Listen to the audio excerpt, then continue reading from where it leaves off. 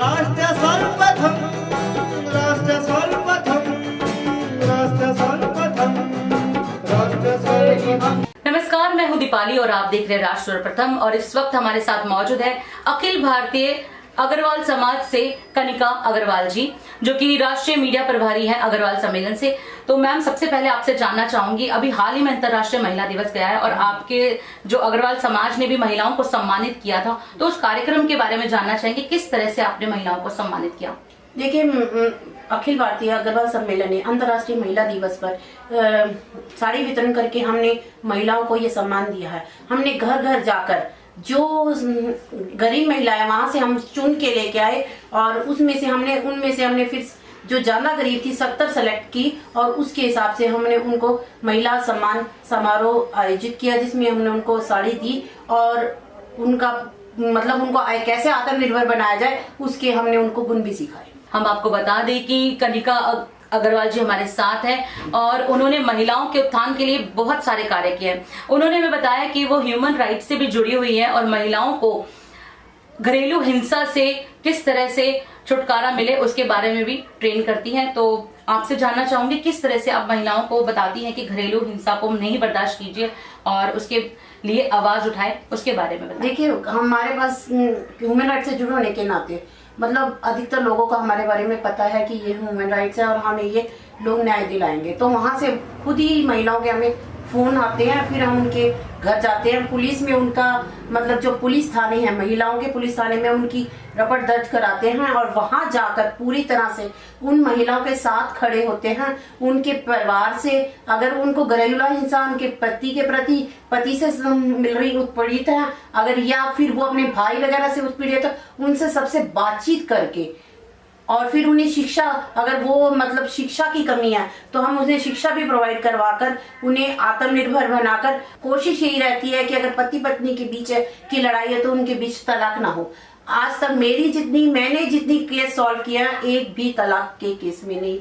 तो मैम, आपसे एक और जानना चाहूंगी कि जब आपको किस तरह से पता लगता है कि ये घरेलू हिंसा के शिकार है महिलाएं, क्योंकि हम जानते हैं कि महिलाएं जो होती हैं बहुत जल्दी आगे नहीं आती हैं ऐसे मामलों में, घरेलू मामलों में, तो किस तरह से आप उनको प्रेरित करती हैं? कई बार तो हमें महिलाओं के खुद फोन आ जाते हैं और कई बार हम जैसे जहाँ पे भी हम कार्य कर रहे होते हैं, हम ज्यादातर हमारा काम, जो हमारी संस्था का काम होता है, गरीब बस्तियों में जाकर, झुग्गी बस्तियों में जाकर, शेल्टर होम्स में जाकर, वहां पर अगर कोई भी महिला इस तरह से, तो उन्हें पता लग जाता है कि हम ह्यूमन राइट से हैं, तो खुद ही आगे आती है। कहीं तो खुद आगे आती है, कहीं को हम खुद बातचीत करके, डरी और सहमी इतनी होती है, कहीं को हम बातचीत के द्वारा हमें 1-2 दिन बातचीत करनी पड़ती है, तब वो इस चीज के लिए राजी होता है कि वो अपने हुए खिलाफ, अपने शोषण के खिलाफ वो रिपोर्ट दर्ज कराएं।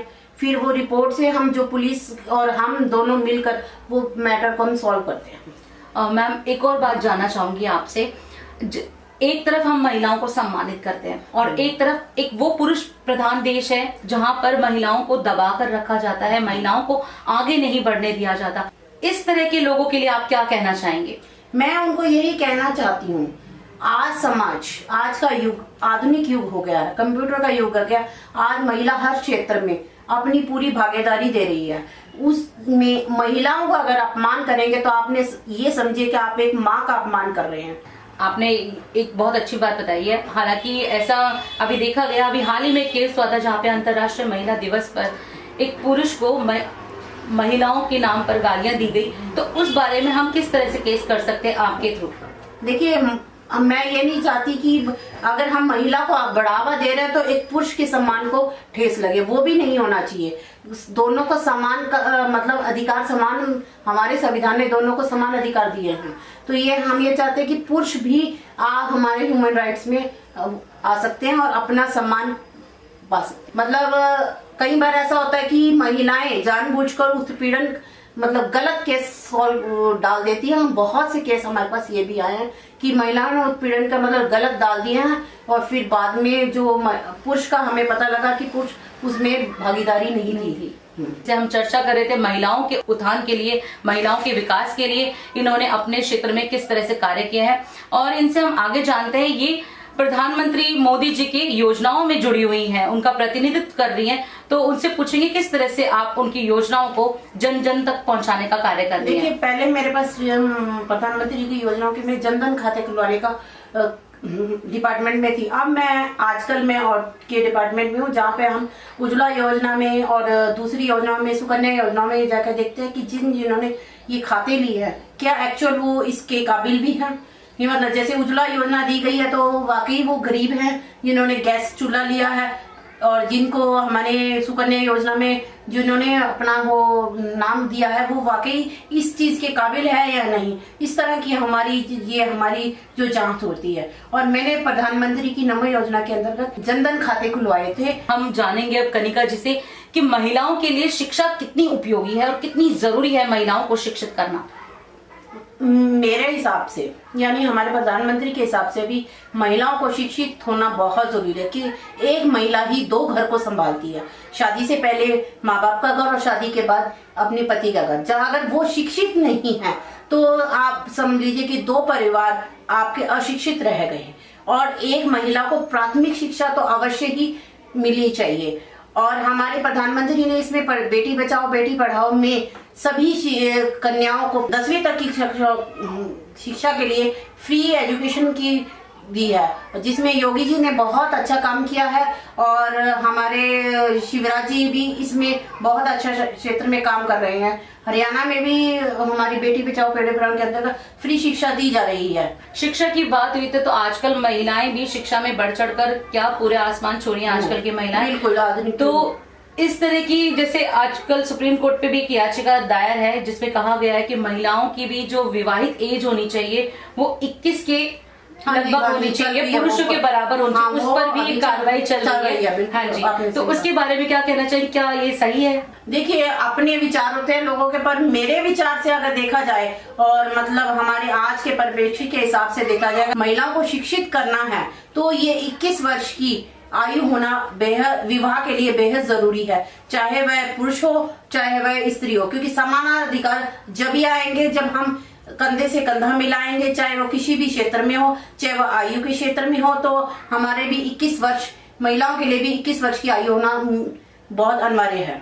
राज, सर्वप्रथम की बात ललित सुमन के साथ कार्यक्रम में कनिका जी से हम जानना चाहेंगे कि मैम आप महिलाओं के लिए बहुत ज्यादा काम कर रही है, तो क्या उनमें बच्चे भी शामिल हैं?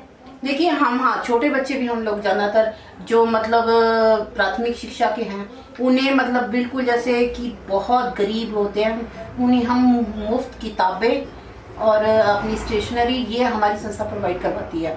घर घर जाकर हम झुग्गी बस्तियों में जाकर वहां से हम जो बच्चे पढ़ना नहीं चाहते बिल्कुल भी, हम उनको प्रेरित करते हैं कि किस हिसाब से वो पढ़े आगे आए और पढ़ने। उनके परिवारों को पहले तो समझाया जाता है कि इन्हें पढ़ाना कितना जरूरी है। सबसे मुश्किल काम वही है कि हम उनके कन्विंस करना। बाकी इतना आगे संस्था संभाल लेती है। जो हमारा काम, मेरा और हमारी मतलब जो हमारी टीम का काम रहता है कि उन्हें किस तरह से समझाया जाए कि ये बच्चे आगे आके पढ़े और ये पढ़ाई उनके लिए कितनी जरूरी है। तो ये थी हमारे साथ कनिका अग्रवाल जी, जिन्होंने महिलाओं के उत्थान के लिए बहुत सारे कार्य किए हैं और साथ में ये बच्चों की भी शिक्षा पर जोर दे रही हैं ताकि बच्चे भी शिक्षित हो हमारे समाज में। तो कनिका जी, आप हमारे कार्यक्रम में आई, आपका बहुत बहुत शुक्रिया। और आप इसी तरह से ऐसे ही समाज को शिक्षित करते रहें, समाज को विकास की ओर आगे बढ़ाती रहें। अंतर्राष्ट्रीय महिला दिवस के उपलक्ष्य में मंगलवार को अंबर हाई गांव द्वारका में अखिल भारतीय अग्रवाल सम्मेलन की ओर से साड़ी वितरण कार्यक्रम आयोजित किया गया, जिसमें जरूरतमंद महिलाओं को साड़ी देकर सम्मानित किया गया। इस मौके पर मुख्य अतिथि निगम पार्षद कमलजीत सहरावत ने प्रधानमंत्री मोदी द्वारा किए गए कार्यों का उल्लेख किया। कार्यक्रम में भाजपा महिला मोर्चा की उपाध्यक्ष मंजू चौधरी, कार्यक्रम की संयोजक डॉक्टर कनिका अग्रवाल व मोदी सरकार की नमो योजना की राष्ट्रीय प्रतिनिधि भी मौजूद रही। आज महिला दिवस का आयोजन कनिका अग्रवाल जी ने किया और सभी बहनों के साथ यहाँ मिलकर महिला दिवस को हमने मनाया और साड़ी वितरण कनिका अग्रवाल जी की तरफ से किया गया है। मैं सभी महिलाओं को और खासकर कनिका जी को महिला दिवस की बहुत बहुत बधाई देती हूँ। महिला शक्ति के लिए क्या कहना चाहेंगे? महिला शक्ति आज के दिन में भारत की एक बहुत बड़ी शक्ति बन चुकी है। जिस तरह से महिला हर क्षेत्र में अपना परचम लहरा रही हैं और मोदी जी की योजनाएं महिलाओं के लिए है, मुझे लगता है कि महिलाओं को आगे बढ़ने के सभी मौके मिल रहे हैं और महिलाएं उस पर अपने आप को साबित भी कर रही हैं। तो महिलाओं के लिए एक स्वर्णिम युग की शुरुआत हो चुकी है। मोदी जी के कार्य से कितने खुश हैं? मोदी जी हर वर्ग के लिए अच्छा काम करते हैं और महिलाओं के लिए जो उन्होंने किया है वो तो बिल्कुल आउट ऑफ द वे जाके किया है। तो सभी महिलाएं उनकी इस बात को मानती हैं और उनका इस नाते भाई के नाते सम्मान करती हैं। मैंने ये आज साड़ी वितरण का प्रोग्राम बहन कमल जी शरावा जी के साथ मिलकर किया है और उसमें इनका पूरा सहयोग मुझे रहा है। और जो ये अंतर्राष्ट्रीय महिला दिवस हमने गरीब महिलाओं को पूरा सम्मान देते हुए, क्योंकि ये अपनी घर की सबसे एक मतलब जैसे कमाऊ पुत्र कहा जाता है, ये गरीब महिलाएं खुद कमाती हैं और खुद ही खाती हैं।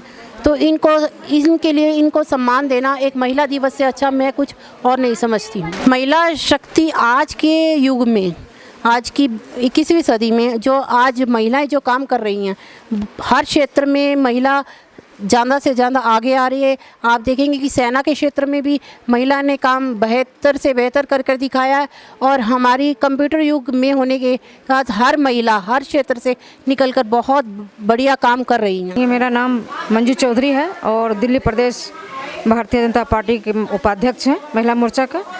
और महिला शक्तिकरण यही समझते हैं, जो मेरे मोदी जी ने जो भी जितना भी नियोजन जो चालू किए हैं वो नियोजन का अधिक टोटल महिला लाभ उठा रही है। लेकिन महिला से ही खास निवेदन कर रहे हैं, जो जेंट्स से फीमेल मांगती है प्रेफरेंस, जो हमें प्रेफरेंस मिलना चाहिए, लेकिन महिला लोग खुद अपने आप में सहयोग नहीं कर रही है। ये पहले आपस में महिला संगठन मजबूत करेंगे तभी हम किसी का अधिकार ले सकते हैं। मोदी जी तो दे दिए, उनके हौसले पे सब आगे बढ़ रहे हैं।